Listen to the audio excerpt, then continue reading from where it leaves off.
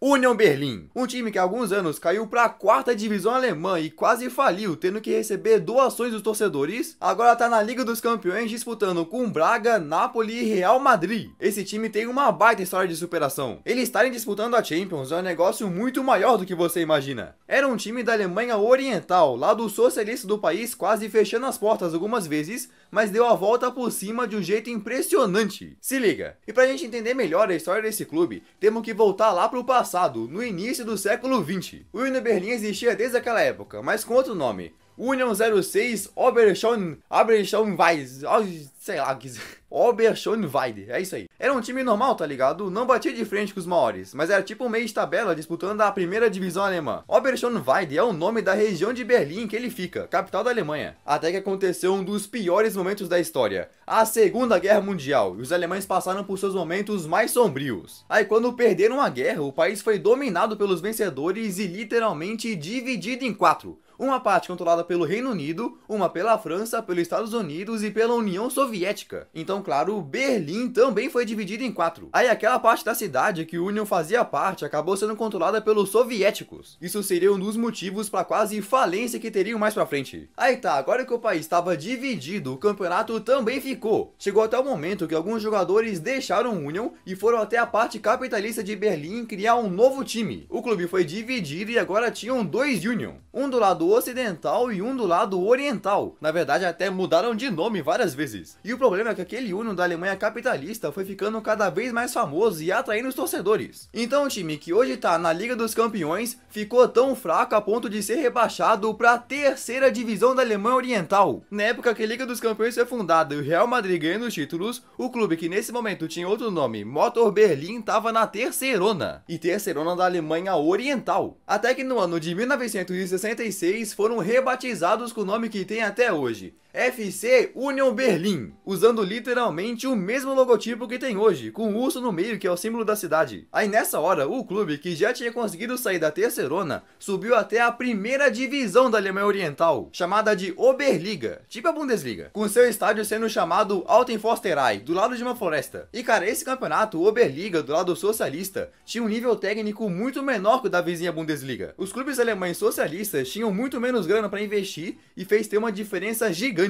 Pra tu ver, enquanto times como o Bayern e Hamburgo conquistaram a Champions League e outros como Mönchengladbach ganharam a Europa League, nenhum time da Alemanha Oriental nunca sequer chegou na final das competições. Uma disparidade muito grande. E o Union Berlin, mesmo numa liga mais fraca, ficou penando por anos. Era um time de meio de tabela que caía para a 2ª divisão várias vezes. Nunca conquistaram nenhum título da Oberliga. Em títulos, a maior taça que levaram foi da Copa da Alemanha Oriental em 68. Uma taça que para nós parece pequena, mas para eles foi tão importante que tem uma estátua na frente do estádio. Pra tu ver, os caras não eram nem os melhores da cidade. Quem dominava o lado oriental era o Dinamo Berlim e o Dinamo Dresden, mas o que tinham de mais especial era a torcida. Os torcedores sempre foram muito fiéis ao clube e começaram a ganhar fama por ser contrários ao governo. Nos anos 80 tinham protestos nos jogos contra o sistema, a torcida cantava músicas que pediam a queda do muro de Berlim e etc. Esse mundo separava o lado oriental do ocidental, o que isolava muito os dois mundos, tá ligado? Até que no ano de 1989 o desejo da torcida foi realizado. Naquele ano que o Union estava sendo rebaixado outra vez, o muro de Berlim caiu. O muro foi demolido, começou a unificação e em 1991 a Alemanha finalmente virou um país só. Não tinha mais essa divisão entre ocidental e oriental. Aí aquela Oberliga desapareceu e a Bundesliga passou a ser o campeonato do país todo. Então claro, os times que estavam na Alemanha socialista tiveram que ser colocados nas divisões da Bundesliga. Alguns times foram colocados na 1ª divisão, outros na 2ª e tal. Foi dividido, enquanto o Union Berlin foi para a 3ª divisão. Aí você lembra que eu falei que os times da parte socialista eram mais fracos? Então, quando aconteceu a unificação, isso ficou muito visível. Porque os dois times orientais que tinham sido colocados na 1ª divisão, Hansa Rostock e Dinamo Dresden, foram rebaixados rapidamente, enquanto que o Union Berlin na 3ª divisão começou jogando bem. Era uma 3ª divisão que era dividida por região, a do Union Berlin era a parte nordeste do país. Então terminaram em primeiro e para se classificar tinham que passar por um grupo final. Aí nesse grupo final o Union Berlin se deu mal e não conseguiu acesso. Mas tudo bem, podiam tentar de novo e no ano seguinte foram com tudo. Conseguiram ir para aquele grupo final e terminaram em primeiro. Mas o problema é que para um time chegar na segundona não bastava jogar bem, e sim ter grana para se manter. E o Union Berlin, que já passava por problemas financeiros, teve a subida negada pela federação. Mais um ano iam jogar a terceirona e no ano seguinte conseguiram de novo ficar em primeiro, mas continuaram com problemas financeiros e a classificação foi negada de novo. Pra tu ver, os caras já estavam com dívidas de mais de 3 milhões de dólares, o que pra eles era uma coisa impagável. A situação estava muito difícil, e tanto o futebol quanto o lado financeiro piorou. Com a dificuldade em encontrar patrocinadores, folhas de pagamento altas e má gestão, as dívidas foram só aumentando. Até que em fevereiro de 1997 não tinha jeito, a falência era iminente. A qualquer momento podiam literalmente fechar as portas e sumir. O que precisavam era de um patrocinador para injetar dinheiro. Então incríveis 3 mil torcedores foram às ruas e fizeram uma manifestação para chamar atenção aos problemas do clube e atrair algum patrocinador. Pois é, e acabou dando certo, porque a Nike fechou um contrato com o Union Berlin. Isso salvou eles da falência e puderam continuar disputando. E um cara que salvou o clube também foi um empresário chamado Michael Commel, que emprestou 15 milhões. Até que finalmente na temporada 2000-2001 o Union Berlin conseguiu dar o passo que precisava e com muita luta garantiu o acesso para a segunda divisão. Tudo isso graças ao técnico Jorge Vassilev e o atacante brasileiro Daniel Teixeira, que marcou 18 gols em 16 jogos e subiram. Além disso, nesse mesmo ano também conseguiram um feito inédito. Alcançaram a final da Copa da Alemanha. Só perderam para o Schalke 04 e com isso ainda ganharam vaga na Europa League. Pela primeira vez iam disputar o torneio, mas na época não tinha fase de grupos e perderam na segunda rodada. Os caras estavam no auge até então e parecia que daí pra frente as coisas só iam melhorar, mas não foi bem assim. Depois de conseguirem uma baita subida e estarem a só um passo da primeira divisão, tiveram sua maior queda na história, porque na temporada 2003-2004 terminaram em 17º e caíram de volta para a terceirona. E na terceira divisão foram piores ainda, antes que chegasse a metade do campeonato já foram para a zona de rebaixamento e entraram numa baita crise esportiva. Tiveram 4 técnicos na mesma campanha, o que não resolveu o problema, e terminaram na zona de rebaixamento. Então no mês de 2005 o Union Berlin caiu, acredite, para a 4ª divisão alemã, o mais baixo que já tiveram na história. Pelo menos sua passagem pelo 4º nível do futebol durou só uma temporada. Logo conseguiram acesso para a terceirona. Aí adivinha quem que voltou para ajudar? Sim, o Daniel Teixeira, que meteu 24 gols. Esse é ídolo. E foi no meio dessas quedas que a torcida do Union Berlin fez algo marcante,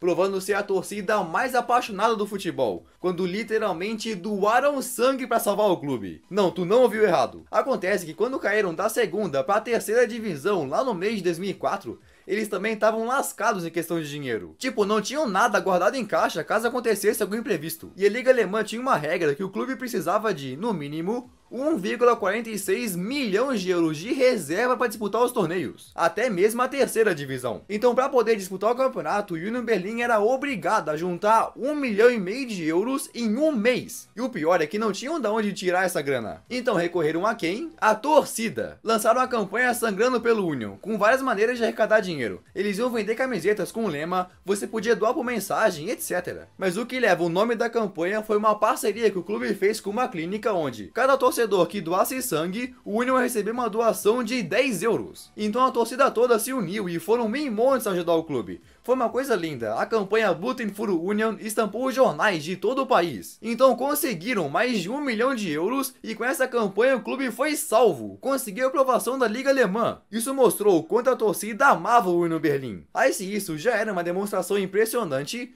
4 anos depois o clube se viu em outro problema. O estádio deles, Alten Forsterei, estava velho e precisava urgente de reformas. Tinham que reformar, senão o estádio podia ser proibido de ser usado. E o clube não tinha dinheiro para pagar. Então a torcida se uniu de novo, 2.000 pessoas botaram a mão na obra e ajudaram na reforma, somando 140 mil horas de trabalho voluntário que modernizou o estádio e puderam continuar. Que torcida! Isso enquanto ainda estavam na terceira divisão, hein? Até que na temporada 2008-2009 jogaram muito bem e com o artilheiro Karim Benhamina conseguiram terminar em primeiro e finalmente subiram para a segunda. A partir do mês de 2009, o Union Berlin seria um time da 2 Bundesliga. Um baita feito até então. Aí nos anos seguintes o Union se consolidou ali. Não caiu e sempre se mantinham na parte parte de cima da tabela. Terminavam em sétimo, nono e etc. Subir pra Elite era bem difícil, porque só os dois primeiros ganhavam vaga direta e o terceiro disputava um playoff contra um time da própria Elite também. Até que no mês de 2018, depois de uma temporada onde terminaram em oitavo, contrataram um novo treinador, o Urs Fischer. Esse cara na Alemanha não era tão conhecido, mas na Suíça era um dos maiores treinadores, porque tinha comandado o Basel e conquistado as taças lá. Somando a chegada desse técnico com o diretor esportivo Oliver Runert, eles conseguiram trazer jogadores muito bons mesmo com pouco dinheiro, e nessa temporada 2018-19 fizeram história. No estilo de jogo mais defensivo com bolas paradas, na segunda divisão bateram um recorde de 17 jogos seguidos sem perder e se manteram na zona de classificação. Então, depois das partidas, o Union terminou na sua melhor colocação até então,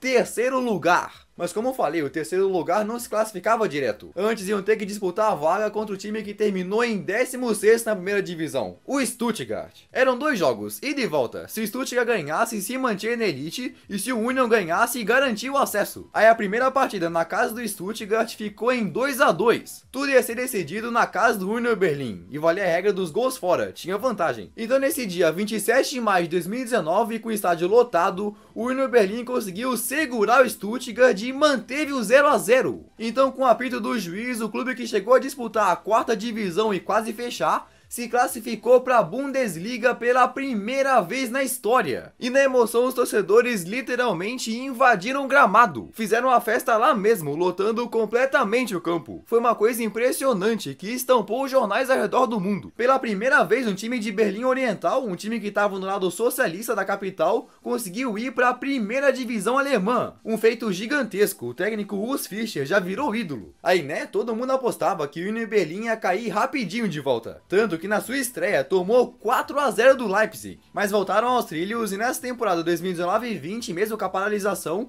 terminaram no meio da tabela, uma boa posição. Aí para a temporada 2020 e 21 se reforçaram, trazendo jogadores importantes, como o atacante Max Kruse, que se tornou artilheiro naquela temporada, e empréstimos muito inteligentes, como o do atacante Awoniyi, do Liverpool. Então, com as táticas do Fischer e mais reforços, o Union Berlin terminou essa temporada num 7º lugar. E terminando nessa posição, ganharam vaga para a Conference League. Pela primeira vez desde 2001, iam disputar um torneio continental. Aí nessa Conference League acabaram caindo na fase de grupos, mas na Bundesliga jogaram ainda melhor e terminaram num 5º lugar. Ganharam vaga para a Europa League e dessa vez não caíram cedo. Passaram da fase de grupos e no mata-mata até derrotaram o Ajax. Acabaram sendo eliminados por um time da Bélgica, mas já estavam no patamar mais alto de sua história. E nessa mesma temporada que disputaram a Europa League, fizeram também sua melhor campanha no campeonato alemão. Com o goleiro Ronov, zagueiro Norra, volante Rani Khedira, atacante Geraldo Becker e Behrens, jogaram tão bem que na primeira metade do campeonato chegaram a liderar em algumas rodadas, ganhando até do Dortmund. Depois decaíram um pouco, mas se manteram no G4 em praticamente todas as rodadas, e quando acabou o último jogo se encontravam no incrível 4º lugar.